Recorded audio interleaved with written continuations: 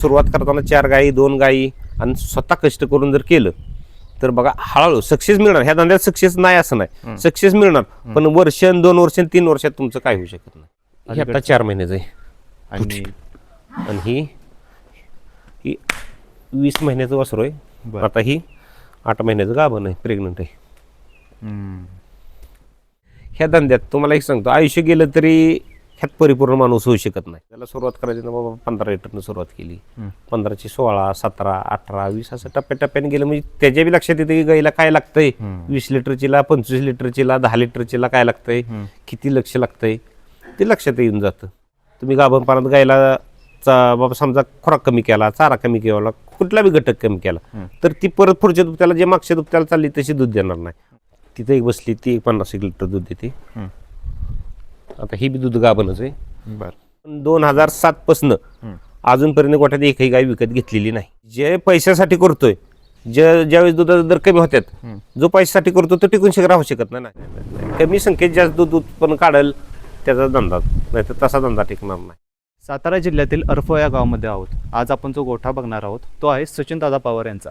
2005 साली 4 गायींपासून त्यांनी सुरुवात केली होती आणि आज गोठ्यामध्ये 20 गायीपर्यंत त्यांचा प्रवास पोहोचलेला आहे. 2005 साली ज्यावेळेस त्यांनी सुरुवात केली त्यावेळेस अनुभव नव्हता, दूध व्यवसायात उतरण्याचं स्वप्न होतं आणि आज 21 वर्षाच्या अनुभवातून त्यांनी ते आपल्याला या मुलाखतीमध्ये संपूर्ण माहिती सांगणार आहेत. त्यांनी ब्रीडिंगवर काम केलं आणि आज गोठ्यामध्ये 50 लिटरपर्यंतच्या गायी आपल्याला बघायला मिळतील. ब्रीडिंगवर काम करणं किती महत्त्वाचं आहे, दूध व्यवसायात जर नवीन तरुण उतरणार असेल तर त्यांनी कोणती काळजी घेतली पाहिजे, या संबंधित संपूर्ण माहिती त्यांच्याकडून आज आपण जाणून घेणार आहोत. चला तर मग या व्हिडिओला आपण सुरुवात करूया. मी सचिन शंकर पवार, मुक्काम पोस्ट आरफळ, तालुका जिल्हा सातारा. तुम्ही ज्यावेळेस सुरुवात केली त्यावेळेस दूध व्यवसायाची काय परिस्थिती होती? आम्ही ज्यावेळेस सुरुवात केली म्हणजे एकतर आमचा हा बागायती भाग आहे. सुरुवातीला तर गायचं धंदा म्हणजे माणूस वेडच म्हणायचं. असं कोण की एवढं, कारण का त्यातनं मिळणार किती, काय करणार किती, हे तर रोजचं पैसे माणसाला मिळत होतं. त्यामुळे एवढं कोण बघत नव्हतं या धंद्याकडं. धंदा म्हणून तर कोण बघत नव्हतं. शेतीला शेणखत म्हणून जनावर पाळत होती माणसं पाळताना. असं दूध धंदा म्हणून असं स्पेशल नाही.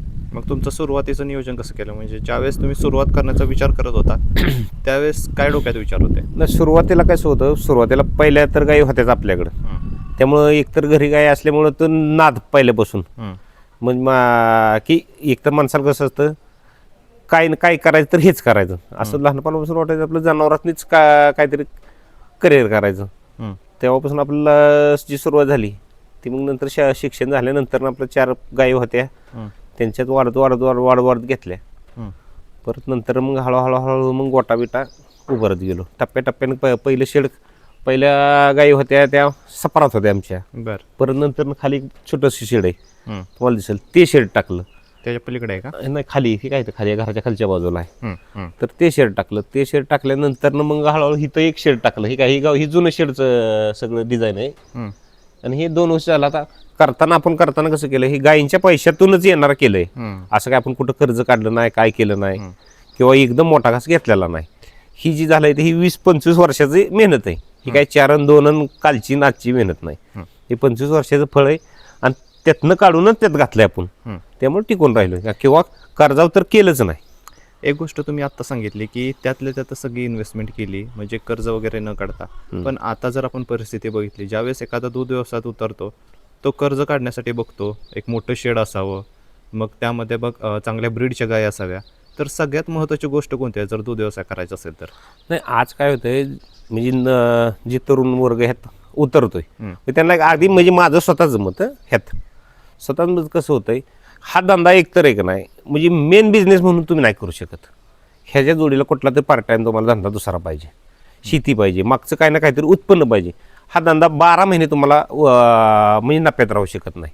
4 महिने 6 महिने ज्यावेळेस हा धंदा तोट्यात चालेल किंवा बरोबरीनं चालेल त्यावेळेस तुमचा कुठं तरी दुसरा इन्कम चालू राहायला पाहिजे.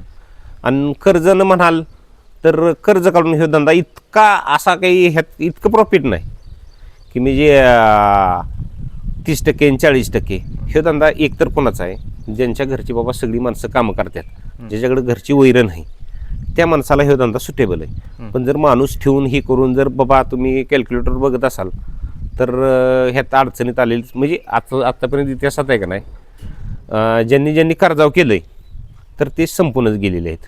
त्यामुळे माणसाने बी थोडंसं सुरुवात करताना 4 गायी 2 गायी आणि स्वतः कष्ट करून जर केलं तर बघा हळूहळू सक्सेस मिळणार. ह्या धंद्यात सक्सेस नाही असं नाही, सक्सेस मिळणार, पण वर्ष 2 वर्ष 3 वर्षात तुमचं काय होऊ शकत नाही. ह्याला 5-10 वर्ष जेव्हा काढाल तुम्ही, तुमची घरचं ब्रीड तयार होईल, घरचं दूध तयार होईल, आणि जेव्हा विक्री घरची चालू होईल त्यावेळेस धंदा फायद्यात येतो. मग ज्याला सुरुवात करायची असेल त्यानं पूर्वतयारी कशी केली पाहिजे व्यवसायाची? ज्यानं सुरुवात करायची त्यानं पहिलं चाऱ्याचं घरचं नियोजन केलं पाहिजे आणि स्वतःची कष्टाची तयारी पाहिजे. एक 4 वर्ष तरी सुरुवातीला बा ज्यावेळेस तुझं अन्न जास्त मोठ्या गायींची तर नादाला लागू नये. सुरुवातीला कसं होतं 15 लिटर म्हणजे 30 लिटर दिवसाची गाय ही सगळ्यात एक नंबर आपल्याला बाबा ह्या कंडिशनला. 30 लिटर दूध बी कमी नसतं.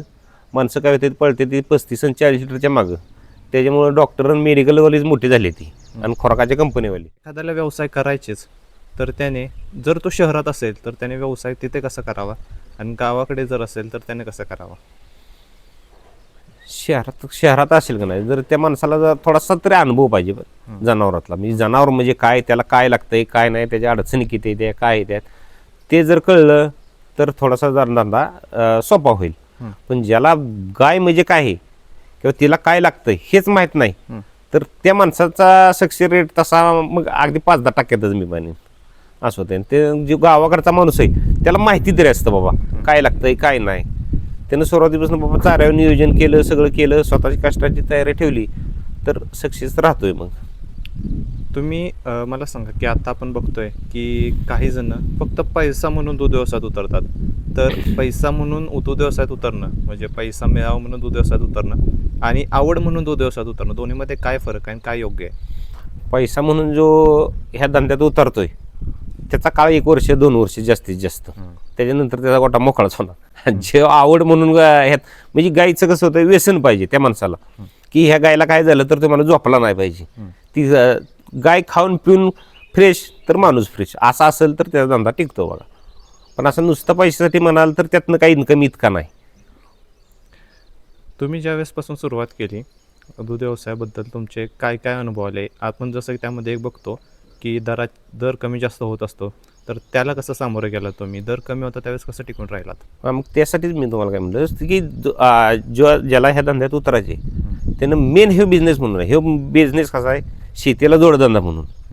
तर त्यासाठी शेतीनं बाबा दरवर्षी तुमचं काय ना काहीतरी 5-10 लाख रुपये तर दुसरं उत्पन्न तयार झालं पाहिजे ह्याच्या जोडीला. म्हणजे ह्याच्यावर लोड येत नाही. धंदा सुटेबल आहे, फायदेशीर आहे, सगळं आहे. पण कधी जर तुमचा दुसरा बी साईड बिझनेस कुठला असलं 5-10 लाख रुपये तुम्हाला वर्षाला येणार असलं तर मग बाकी ह्याच्यावर लोड येत नाही. दूध व्यवसायामध्ये ज्यावेळेस एखादा सुरुवात करणार असतो आणि तो गाय खरेदी करण्यासाठी जातो तिथे त्याची फसवणूक पण होताना दिसते, तर त्या फसवणुकीला त्यानं कसं सामोरं गेलं पाहिजे? त्या फसवणुकीला सामोरं जायला एकच पर्याय आहे. त्या ज्याला कोणाला गाय घ्यायची त्यानं बाबा घेताना एक पहिल्या व्यताची गाय घ्यावी. दराचं कसं होतं ह्या वस्तूला त्याला काय छपील रेट नाही, ही काही शोरूमची किंमत नाही, ही नजरेचा प्रश्न असतो. ह्यो कोणाची किंमत किती काय किती, तर त्यातनं दराचं कसं होतं ती काय तुमच्या हातात नाही माझ्या हातात नाही. त्यातनं मग जर तुम्ही जर पहिला गाय घेतली तर 1-2 दुपती 3 दुपती पिळून तुम्हाला परत ती सेल करता येते. आणि त्याच जागी जर तुम्ही 3ऱ्या आणि 4थ्या दुपत्याची गाय घेतली आणि तिचं 1-2 दुपती पिळली तर ती परत रिसेल होऊ शकत नाही. मग तिथं सगळ्यात मोठा तोटा होतो. असं काय ती गाय 2 दुपत्यात गाय फिटत नाही. अगदी लाख रुपयाची गाय घेतली तरी काय एका दुपत्यात तिचं काय तेवढं पैसे होत नाहीत दुधाचं. आणि जर तेच भांडवल बुडलं तर मग तो धंदा लॉसमध्ये जातो. मग त्यासाठी आपण पहिला रोज जर जनावर घेतलं तर असं मग म्हणायला येत नाही की ह्यानं मला फसवलं आणि त्यानं मला फसवलं. जी तुझ्या नशिबात आहे तेच होणार. बरं, आपल्याला पहिला रोग गाय खरेदी करायची आहे तर त्यामध्ये कोणत्या गोष्टी बघितल्या पाहिजेत? कारण की आपल्याला ती किती दूध देईल काही कोणत्या गोष्टी माहीत नसतात, कोणत्या गोष्टी बघितल्या पाहिजेत? त्यासाठी कसं होतंय जेव्हा म्हणजे जो माणूस घ्यायला जाणार आहे थोडंसं त्याच्याबरोबर जाणीवपूर्वक म्हणजे ज्या माणसाला बाबा ह्यातली माहिती आहे त्या माणसाला जरा बरोबर घेऊन व्यवहार केला तर जरा मला वाटतं फायदेच पडेल. कारण काय होतंय दिसण्याव आणि असण्यात भरपूर फरक आहे. म्हणजे कलर दिसला काय दिसला काळा पांढरा दिसला म्हणून काय ती गाय एचएफची नसते किंवा ती गाय जास्त दूध देते असं नसतं. त्याला बघताना कसं होतं कासाची ठेवण कात जात सगळं त्यात बरेच प्रकार आहेत गायत. त्यामुळे जरा असं सुरुवात बाबा करताना जो बाबा अनुभवी माणूस आहे त्याबरोबर जाऊन त्यांनी खरेदी करावी. मग कुठून गाय खरेदी केल्या पाहिजेत? नाही तसं काय कुठून बी करू द्या, कुठून करावे असा काय विषय नाही. पहिलं कालोड बाबा शेतकऱ्याची कोणाची असेल काय असेल ती काय कुठून बी खरेदी करू शकतो माणूस. ती काय असं ह्या ठिकाणीच गाय मिळते असा विषय नाही. गाय काय सगळीकडे ओपन मार्केट आहे.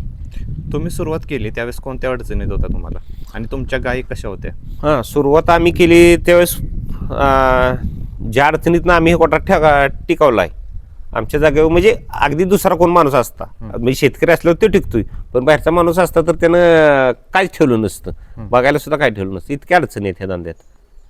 त्यातनं बी म्हणजे कसं होतंय, जनावर दगावतंय, काय होतंय, दूध कमी येतं, त्यावेळेस खुराकाचे उधारे असते, त्या मेडिकलचे उधारे असते, त्या ते अडचणी येते त्यांना. एकदा जर तो बॅकलॉग साठत गेला, समजा तुमच्या दुधाचं नियोजन फसलं, आता समजा माझ्याकडे 20 गायी द्या, आता माझं टार्गेट कसं असतं, वर्षभर एक 200 लिटर दूध मी ठेवतो, पण तीच जर दूध माझं 100च्या आत बीत आलं, तर मग तो बॅकलॉग जर समजा 2 महिने 3 महिने जर माझं दूध इतकं कमी आलं, तर तो बॅकलॉग जर भरायचा असला तर मला 1-2 गायी विकाव्याच लागतील, त्याशिवाय ती भरून निघत नाही.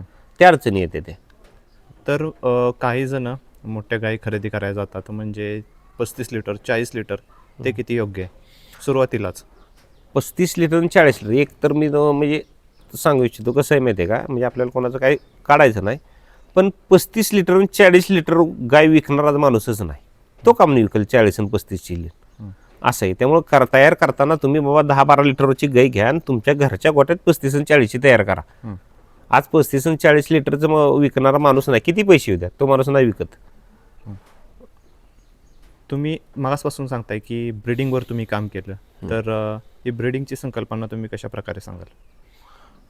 ब्रीडिंग ही काळाची गरज आहे. तशी काय होतंय, ब्रीडिंगची गाय जर नसेल तर धंदा जरा तोट्यात जातोय, म्हणजे अगदी सुरुवातीपासूनच, म्हणजे कालवडीपासून ते विकण्यापर्यंत. म्हणजे समजा जरी तुम्ही घरी ठेवली, त्या प्रमाणात दूध नाही दिलं तरी ती अडचण येते, आणि जरी बाजारात विकायला काढली तरी जेवढा तुम्ही खर्च केलाय, समजा एखाद्या कालवडीला आता काय होतं 1.25 लाख रुपये तरी कमीत कमी खर्च होतो.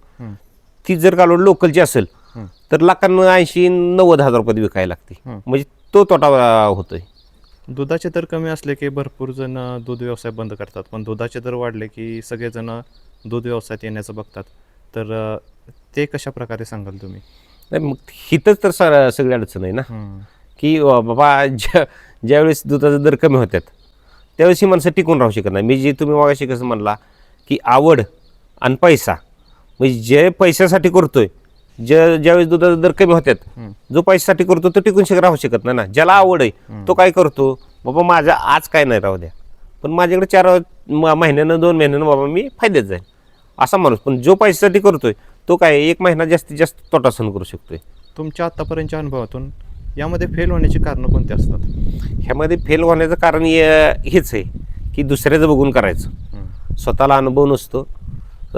दुसऱ्याने सांगून किंवा बाबा हे धंदा आहे वहीवरचा नाही, 10 गाया पाळल्या, 100 लिटर दूध झालं, 4,000 100 लिटर गुणिले 40 4,000 रुपये झाले, पण ते 4,000 तुमचं किती येतं ते तुमच्या लक्षात आलं पाहिजे. तुम्ही किती रुपयाचं मालक आहे त्यात. तुमच्याकडे ज्यावेळेस तुम्ही सुरुवात केली असा विचार केला नाही की आपण म्हशीपासून सुरुवात करावी, म्हशी घ्याव्या, गायीपासूनच का सुरुवात केली? नाही, पहिल्यापासून जेवाळाचं गायंचं आहे. हे कसं होतं, हे व्यसनच असलं का हे, म्हणजे आमचा धंदा टिकला ही गाय म्हणजे कसं होतं, हे जीवनाचा भागच झाल्यागत झालेला आहे. त्यामुळे म्हशीचा नाही कधी विचार केला मी, सुरुवातीपासूनच नाही. तुमच्या सुरुवातीच्या गाय होत्या, त्यानंतर तुम्ही वाढवायला ज्यावेळेस सुरुवात केली, तर वाढवताना तुम्ही कोणत्या काळजी घेतल्या? आता तुमचे 20 गाय आहेत गोट्यामध्ये, तर वाढवताना कोणत्या काळजी घेतल्या आणि कशा प्रकारे वाढ केली गाय गोट्यामध्ये गायींची? सुरुवातीला सुद्धा आहे का नाही, आपल्याकडं म्हणजे लोकलच्या 14-15 गायी होत्या, पण त्यावेळेस काय अजिबातच गणित बसत नव्हतं. मग त्या विकुल्यान बारामतीवरून मग आम्ही एक 2006-07 साली एक 10-12 गायी घेतल्या. त्यांच्यावरच मग ज्या चांगल्या गायी येते त्यांच्यावर पैदास करत मग इथपर्यंत पोचलोय आपण. 2007 पासून अजूनपर्यंत गोठ्यात एकही गाय विकत घेतलेली नाही.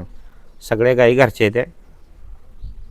आणि दरवर्षी आपलं 2-4 गायींचा सेल करायचा. ज्यावेळेस गोठ्याचं काम केलं, मला सांग की गोठ्यावर पूर्णपणे खर्च किती केला तुम्ही? ह्या शेडला आत्ता 10 लाख रुपये खर्च आला आहे. बरं, आणि त्याचं नियोजन कसं केलेलं खर्चाचं? त्याचं नियोजन गायींतूनच केलं होतं. गायी विकल्या होत्या 2-3 त्यावेळेस. त्या गायी विकल्यानं खर्च केला. किती बाय कितीचं शेड आहे? ही 100 बाय 60चं शेड आहे. 100 बाय 60चं. कोणत्या गोष्टीची काळजी घेतली ज्यावेळेस मला शेड बांधायचं होतं? कोणते विचार डोक्यात होते?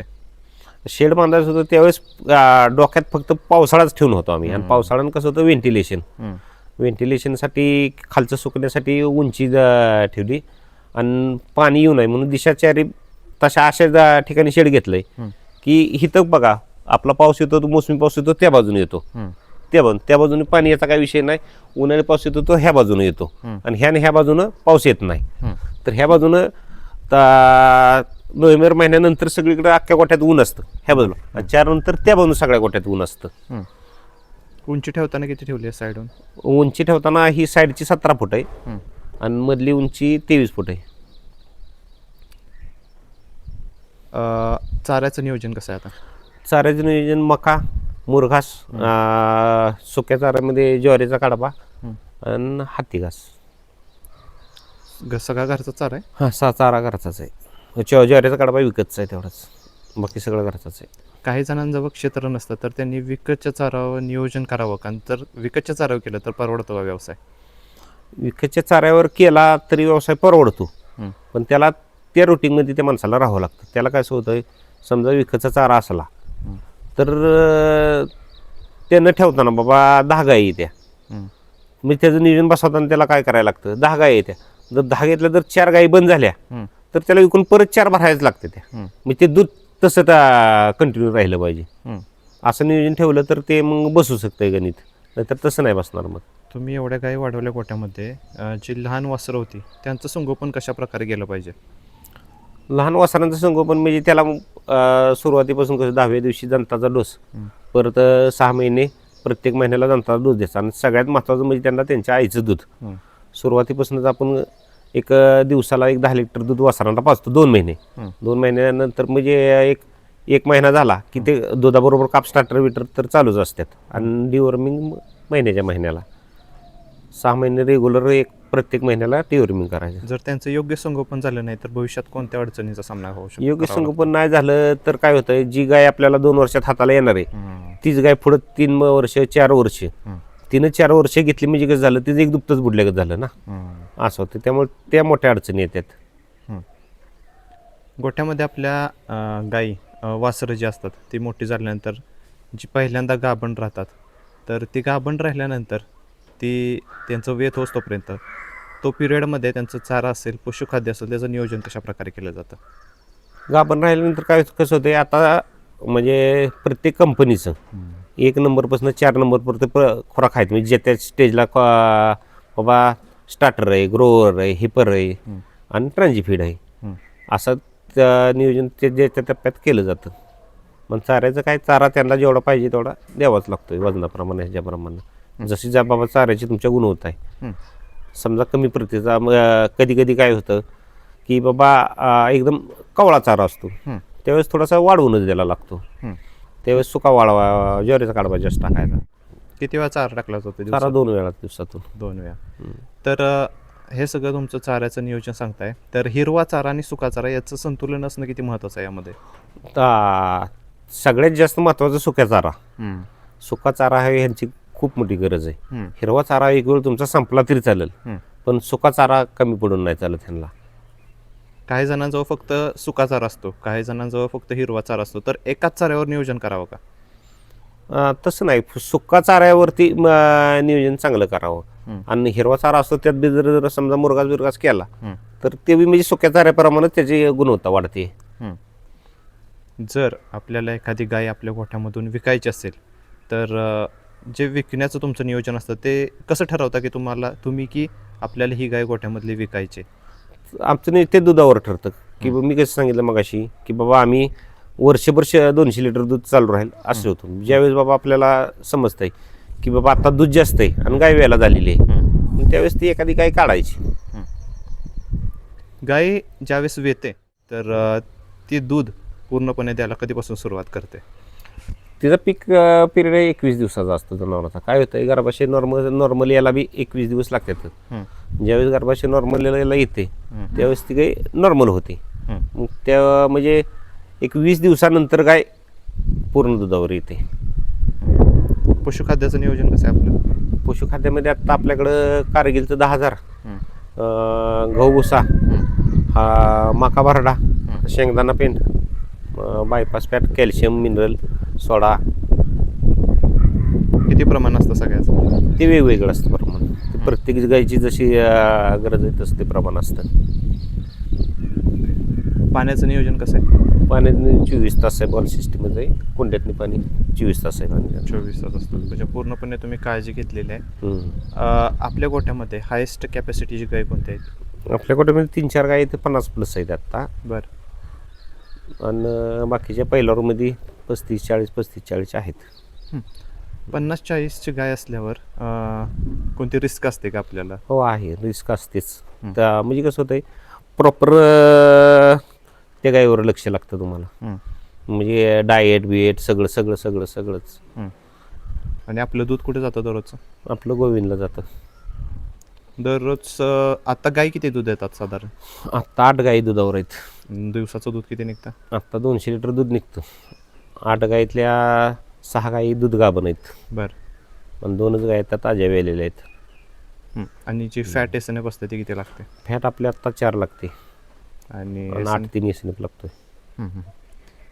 दूध व्यवसायात जर आपल्याला दूध वाढवायचं असेल एखाद्या गायीचं, तर त्या वाढवण्यासाठी कोणत्या गोष्टी केल्या पाहिजेत?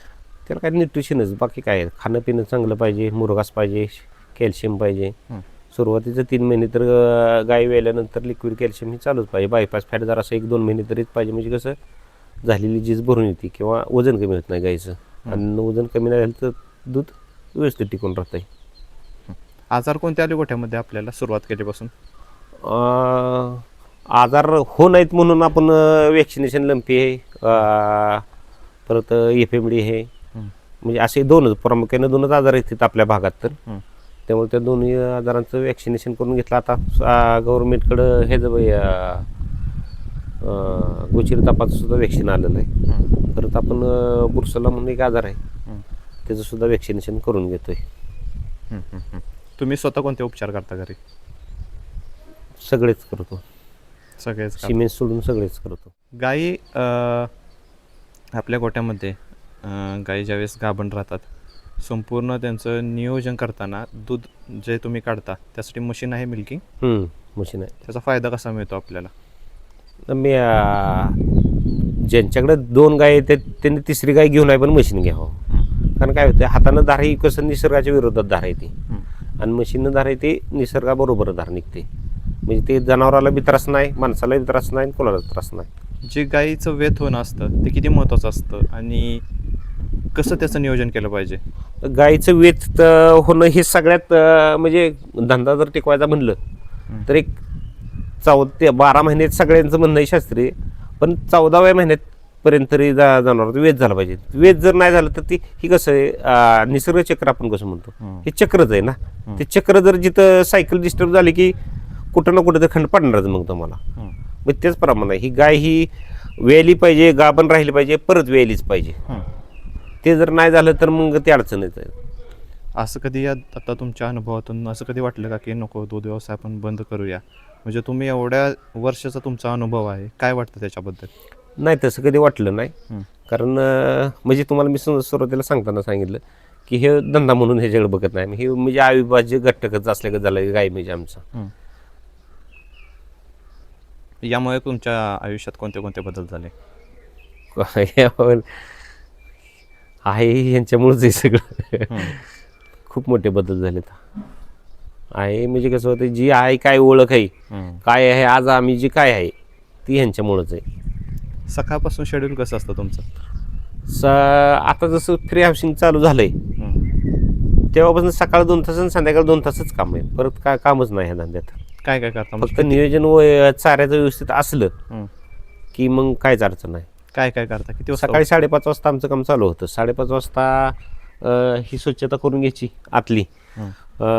गावाने जी घाण नाही ती घाण काढून घ्यायची सगळी, वैरण बिरण जी शिल्लक असेल ती. खोराक टाकायचा, गाई बांधायच्या, खोराक टाकायचा, वैरण टाकायच्या. वैरण टाकल्या की धार मिल्किंग चालू करायचं. मिल्किंग करून झालं की परत एकदा स्वच्छता करायची आणि त्यांचं खाऊन झालं की गाय सोडून दिल्या.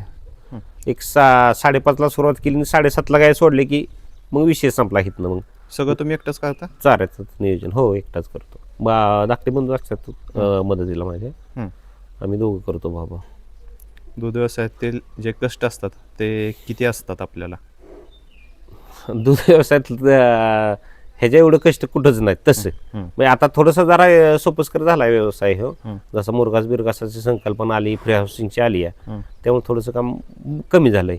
नाहीतर अगोदर हा धंदा म्हणजे का नाही, ह्या धंद्यातला माणूसचं आयुष्य निम्मच होतं अगोदर, म्हणजे ह्याच्या अगोदर, की बाबा ज्यानं स्वतः धंदा केला आहे त्याचं आयुष्य निम्मच धरायचं. इतकं त्रासाचंच काम आहे हे. दूध व्यवसायात आता तुम्हाला दुधाला दर किती मिळतो? आता आपल्याला 40 रुपये. 40 रुपये. आणि साधारणतः महिन्याला तुम्हाला उत्पन्न किती मिळतं यातून? महिन्याला आपल्याला 2-1 लाख रुपयाचे उत्पन्न मिळते. आणि खर्च किती होतो त्यातून? खर्च आपला खोराकाला तर आता कालवडी जास्त असल्यामुळे का नाही, आपला 1,20,000 रुपये खर्च खोराकालाच होतोय. पण आता कसं होतं, निम्मे कालवडीच आहेत आपल्या, त्यामुळे तो खर्च होतो जास्त. काही वेळा काय होतं की आपण बघतोय की पशुखाद्याचे दर वाढलेत, त्यामुळे जे लहान वासरं असतात किंवा गाभण गायी असतात त्यांच्याकडे जास्त लक्ष दिलं जात नाही. ते फक्त गायी ज्या दूध देतात त्यांना खुराक वेळेवर देणं असेल, या गोष्टी केल्या जातात. तर ते किती योग्य आहे? खुराक लहान वासरांना, ज्या गाभण गायी आहेत त्यांना देणं किती महत्त्वाचं आहे? म्हणजे काय होतंय, तुमच्या दाराचं यांचं तसं नियोजन बसून चालत नाही. कारण काय होतं, जे ह्यांना पाहिजे ते पाहिजेच. मग एखादा जरी घटक कमी पडला, माणसाप्रमाणेच आहे ह्यांचं, तर तिथं नुकसान हे होणारच. मग तुम्ही गाभणपणात गायला बाबा समजा खुराक कमी केला, चारा कमी केला, कुठला बी घटक कमी केला, तर ती परत पुढच्या दुभत्याला जे मागच्या दुभत्याला चालली तशी दूध देणार नाही. वासराचं कमी केलं तर जे वासरू तुम्हाला 12 महिन्यात शिमेसला येणार होतं ती 14 महिने, 16 महिने, 18 महिने लावणार. म्हणजे तुमचं त्याच वेळात 4 महिने तुम्ही एक्स्ट्रा सांभाळलं वासरू. म्हणजे जे तुम्ही खुराक कमी केलंय त्याच्यापेक्षा मोठा तोटा ही 4 महिने सांभाळण्यात तुमचं जाणार आहे. मग स्वस्त पशुखाद्य घेतलं तर चालतंय का? स्वस्त पशुखाद्य म्हणजे मग तुम्ही स्वतः तयार केलं तरी चालतंच की. वासरांना ह्यांना आहे का नाही, तुम्ही मका भरडा, शेंगदाणा पेंड, गहू भुसा, गहू भरडा असं चालला तरी चालतोय. फक्त मिनरल आपली कायम चालू ठेवायची. काही वेळा काय होतं की गायी चांगल्या प्रकारे दूध देत असतात आणि अचानक कमी येतात, तर गायी दूध द्यायचं कमी येण्यामागची कारण कोणती असू शकतात? त्यात भरपूर कारण आहेत, एकच कारण नाही. त्यात काय होतंय, म्हणजे अगदी वातावरणातल्या बदलापासून ते गायच्या मेंटॅलिटीपर्यंत असे 50 कारण आहेत गायीनं दूध कमी करण्याचं. त्यात काही एक कारण धरू नाही शकत आपण. चाऱ्याचं नियोजन तुम्ही सांगितलं. चाऱ्याचं मला सांगा की जर आपल्याला चाऱ्याचं नियोजन करायचं असेल तर चारा प्रत्येक सीझनला आपल्याजवळ असणं किती महत्त्वाचं आहे? चाऱ्याचं नियोजन हे कसं होतं, वर्षाचं नियोजन हे डोक्यात पाहिजेच. समजा आज तुमचा चारा चालू आहे आणि आज तुम्ही शांत बसून, तरी तुम्ही शांत बसून चालत नाही. की तुमचं नियोजन आज चालू आहे, पण हा चारा किती दिवस पुरणार आहे तुमचा? 15 दिवस, 3 आठवडे, महिना. मग त्याच्यानंतर तुमचं नियोजन, म्हणजे ते कसं होतं, 12 महिने तुमच्या डोक्यात ते नियोजन बस राहतंच. मग त्यासाठी कसं होतं, जर मुरघासाव काम केलं माणसानं आणि बाबा तुमच्याकडे 10 गायी आहे, त्या 100 टन मुरघास भरून ठेवला, तर मग त्यातून माणूस निवांत होऊ शकतोय. की अगदी 6 महिने 8 महिन्यासाठी निवांत होऊ शकतो. बाबा 8 महिने तर मला ह्याच्याकडे बघायचंच नाही. एखाद्याला दूध व्यवसाय करायचे पण त्याला दूध व्यवसायातील काही नॉलेज नाही, तर त्यांना कसं शिकलं पाहिजे सगळं? त्याला नॉलेज नाही, पण काय होतंय, ह्या धंद्यात तुम्हाला एक सांगतो, आयुष्य गेलं तरी ह्यात परिपूर्ण माणूस होऊ शकत नाही. म्हणजे अगदी ज्यानं पिढी गेली, काय गेलंय, तर त्यानं म्हणायचं नाही की मला सगळं कळलंय. त्यामुळे ते काय शिकलं, म्हणजे कुठल्याही क्षेत्रात शिक्षण या गोष्टच अशी आहे, तो समुद्र आहे, किती खोल आहे ते कोणालाच कळणार नाही. तुमचं या व्यवसाय करायच्या आधी दुसरा कोणता व्यवसाय डोक्यात होता का? नाही, नव्हता. हाच व्यवसाय होता डोक्यात. हाच व्यवसाय डोक्यात होता. त्या पद्धतीनं तुम्ही काम केलं. तुमचा एकदा गोठा दाखवा मला. ही जी आपण दावण बघतोय, तर ते किती गायींची दावण केलेली आहे? ती 13 गायींची दावण आहे. वरती आहे ती, समोर आहे ती 13 गायींची दावण आहे. बाकीची कालवडी बिलवडी इकडे असतात. आणि ड्राय केलेल्या गायी किंवा वेला झालेल्या गायी तिला खाली शेड आहे, दुसरं खाली शेड आहे. आणि ह्या ज्या कोंबड्या आहेत यांच्यामुळे किती फायदा मिळतोय? कोंबड्यामुळं काय होतं, शेण बघा आता इथं, म्हणजे आता इतका सीझन पावसाळ्याचं आहे, ही दिसताना तुम्हाला ओलं दिसतंय, पण ह्यात पाणी आहे का कुठं? पाणी नाही, का नाही, एकदम कोरडं राहतंय.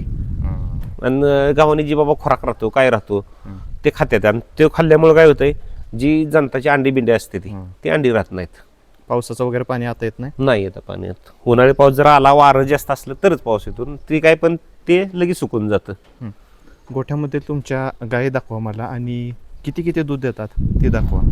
आणि हे जे वासरू आहे ते ब्रिडिंगवर काम करून केलेलं आहे. हो हो, ही 7व्या जनरेशन तर वलवा शहर तरी वायटिंगचं वासरू आहे. बरं. ते आरामाडाचं वासरू, ती 4थ्या जनरेशनचा आरामाड आहे. ती पलीकडे बसलंय ते. पलीकडे उठू का बसू द्या, एक दोन उठावतो. हे किती महिन्याचं आहे? ही आता 4 महिन्याचं आहे. आणि आणि ही 20 महिन्याचं वासरू आहे. बरं. आता ही 8 महिन्याचं गाभण आहे, प्रेग्नंट आहे.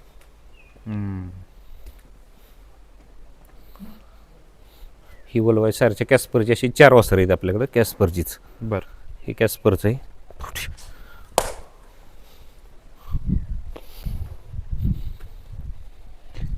एक गोष्ट मला सांगा की आता आपण बघतोय की तुमचं पूर्णपणे मुक्त गोठ आहे. हम्म. बंदिस्त जर असेल, जर समजा तुमचा बंदिस्त असता हम्म. तर त्याचं नियोजन कसं करायला पाहिजे आणि आता तुमचं मुक्त गोठा असल्यामुळे किती फायदा मिळतोय? बंदिस्त गोट्यात मेंटेनन्स मस्टडीज बिस्टडीचं जरा जास्त आहे. आणि जनावरांचं आयुष्य आहे की नाही, बंदिस्त गोट्यात जी जनावर तुमच्याकडे बाबा 10 दुपती देणार आहे ते जनावर 7 दुपत्यातच मरणार असं होतं. आणि मस्टडीजचा तर लय मोठा फरक आहे मुक्त गोट्यात आणि बंदिस्त गोट्यात.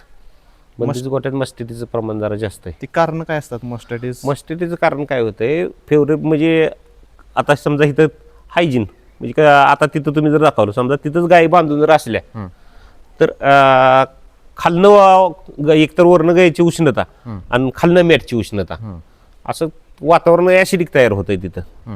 त्यामुळे ते मस्टडीजला प्रमाण जास्त होतं मग. आणि मस्टडीजला कसं म्हणजे ती वातावरण फेवरेबल आहे त्या बॅक्टेरियाला. ही पहिल्यावर कालवड आहे कॅस्परची. हे कालवड ही ही आता 13 महिन्याची आणि त्यात 2 महिन्याची प्रेग्नंट आहे. आणि ही वलवाई सायरच्या डेल्टा मायकाची गाय आहे. ही वेल्यानंतर बघा 50 लिटर दूध देते. आता ही गाभण आहे, एक 6 महिन्याची गाभण आहे. गाभण दुधावच आहे ही. 6 महिन्याची गाभण आहे, काहीतरी 16-17 लिटर दूध आहे बघा हिला आता एका टायमिंगला, म्हणजे दिवसाचं. आणि पलीकडे आहेत त्याच्यामधली कुठली दाखवा? घ्या.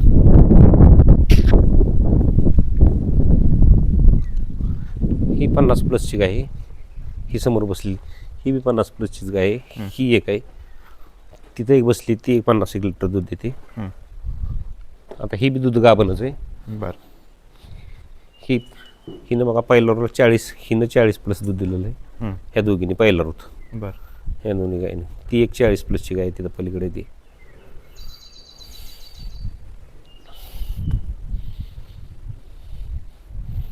ही ती एक दुसऱ्यांदा वेळा झाली ना, ती एक 50 लिटर दूध दिलं बघा पहिला. पलीकडे बसली आहे काही समोर बसली ती गाय. तिला आता एक 8-10 दिवस बाकी आहेत. काही जण दूध व्यवसाय करत असतात पण गोठ्यामधल्या ज्या गायी असतात त्या वेळेवर गाभण राहत नाहीत, तर त्यासाठी कोणती काळजी घेतली पाहिजे? त्यासाठी त्या जी गाय गाभण राहत नाही का नाही, मी किंवा गोठ्यात ज्या प्रॉब्लेम आहे गाय गाभण राहत नाही तिथं न्यूट्रिशनचाच अभाव असतो, दुसरं काही कारण नसतं गायला. ही गाय पहिल्यांदा वेळी म्हणजे तिला काय अडचण न असते असं नसतं, आपणच कुठं ना कुठं तरी कमी पडत असतो. याच्या वेळी डिवर्मिंग आणि मिनरल हा एकदम महत्त्वाचाच भाग आहे. मिनरल ही 12 महिने ह्या जनावरांना पाहिजेच. कारण काय होतं, सकत चारा काय आपण पुरू शकत नाही, चारा कमी जास्त प्रतीचा होतो. त्यामुळं 12 महिने आपलं मिनरल चालू असलं की मग तो प्रॉब्लेम नाही येणार बघा. चाऱ्याचं नियोजन एकूण किती जागेत आहे तुमचं?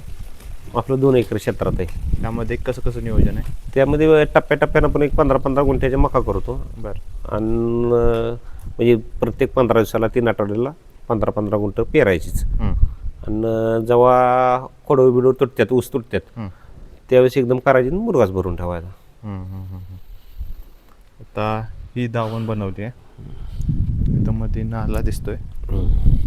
तर ही दावण जी बनवली आहे तर अंतर किती ठेवण्यात आले मागं? ही 10 फुटाचं अंतर आहे असं आडवं. 2 गाय आहेत, 5-5 फुटाचं अंतर आहे. बरं. आणि पाठीमागं 10 फुटाचं अंतर आहे. आणि पाण्याचं ऑटोमॅटिक बॉल सिस्टीमच आहे ते. ऑटोमॅटिक? हां, ऑटोमॅटिकच आहे. आणि हे स्वच्छ किती दिवसातून केलं जातं? ही 2 दिवसातनं एकदा कुंड्या धुवून टाकायच्या. 2 दिवसातनं 3 दिवसातनं धुवून टाकायच्या कुंड्या. म्हणजे पाणी पाजायचं पण नाही, पाणी पाजायचं त्रास कमी त्रासच नाही. त्याला जेव्हा पाहिजे तेव्हा पाणी पितात. ती एक बघा उठलेली 50 प्लसची गाय, पण ती आता गाभण दुधाव आहे ती बी. बरं. ज्यावेळेस गाय गाभण राहते तर तिचं दूध कमी करायला कधीपासून सुरुवात केली पाहिजे? तिचं 6व्या महिन्यापासून सुरुवात करायची. बरं. 6व्या महिन्यापासून थोडं थोडं तो कमी करत घेतलं हं. की 7वा चालू होताना एक 7व्यातलं एक 10 दिवस गेलं की बरं. ती पूर्ण ड्राय झाली पाहिजे. हं. मग कमीत कमी 2.5 महिने तरी तिला ट्रान्झॅक्शन मिळलं पाहिजे. हे शेण किती गावतं तुम्हाला वर्षातून? वर्षातून 40-50 ट्रॉयला गावतं की 40-50 ट्रॉयला. दर किती आता ट्रॉली मागे? 6,000 रुपये. 6,000 रुपये. हम्म. म्हणजे यातून पण आपल्याला चांगल्या हो, प्रकारे हो, फायदा हो. मिळतोय. होतो.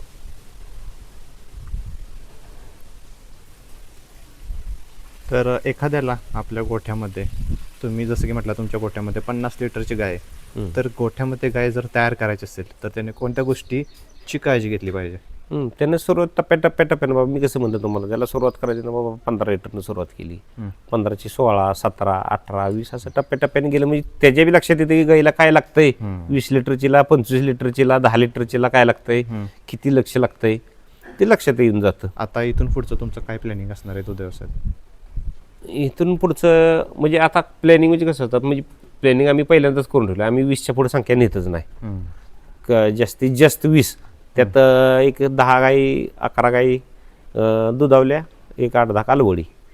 तर ते प्लॅनिंग असंच कायमच ठेवणार. म्हणजे कशासाठी, तर कधी बाबा दुष्काळ पडला, काय पडला, चाऱ्याचा प्रश्न नाही, म्हणजे कुठला लोड नाही आला पाहिजे. जनावर व्यवस्थित राहिले पाहिजे, माणूस व्यवस्थित राहिला पाहिजे. एखाद्याला सुरुवात करताना काय करतो, तो जास्त क्वांटिटीमध्ये गाय खरेदी करतो, तर ते योग्य आहे का? नाही नाही नाही नाही. कमी संख्येत जास्त दूध उत्पन्न काढेल त्याचा धंदा, नाही तर तसा धंदा टिकणार नाही. संख्या आणि दूध ह्याचा कुठंच तुम्हाला मी ताळमेळ लागणार नाही.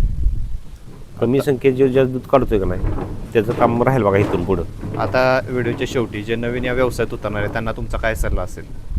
नवीन उतरणारे त्यांना माझा एकच सल्ला असेल, जर त्यांना बाबा खरोखरच गायीच्या बद्दल आत्मीयता असली तर त्यांनी ह्या धंद्यात पडावं. आणि पडताना बाबा कसं होतंय, बाबा ज्यावेळेस तू ह्या धंद्यात पडशील त्यावेळेस त्यानं बाकीचे सगळं दुनियादारी सोडली पाहिजे. 24 तास तुझ्या डोक्यात गायीच पाहिजे. मग एखाद्याने येडं म्हटलं तरी चालेल, मग म्हणजे तसं राहिला तर बाबा माणूस सक्सेस होईल. नाहीतर काय होतंय, गाया आणल्यात आणि म्हणजे सुरुवातीला कसं असतं, माणसाला हुरूप असतो, नव्याचं 9 दिवस नसा होतं. तुम्ही सुरुवातीला जसं की म्हटला, मुलाखतीमध्ये म्हटला की पहिल्यापासून माझ्या डोक्यामध्ये एकच विचार होता की मला दूध व्यवसायच करायचे.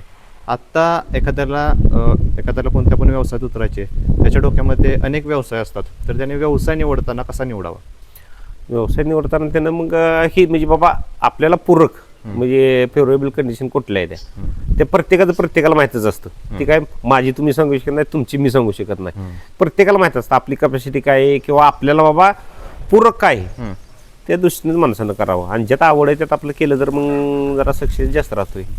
त्याला आवडतं म्हणून त्यानं एखादा व्यवसाय सुरुवात केली, मग त्याला असं दिसतं की त्यामध्ये आपल्याला यश मिळत नाही, मग तो दुसरा व्यवसाय बघायला जातो, तर ते योग्य आहे? नाही नाही नाही, तसा माणूस नाही ना सक्सेस होणार. ज्या धंद्यात बाबा तू म्हणजे घेतलेला निर्णय साध्य करण्याची ताकद पाहिजे माणसाला. ते चुकीचा आहे का बरोबर आहे ते निर्णय घेताना नाही करत.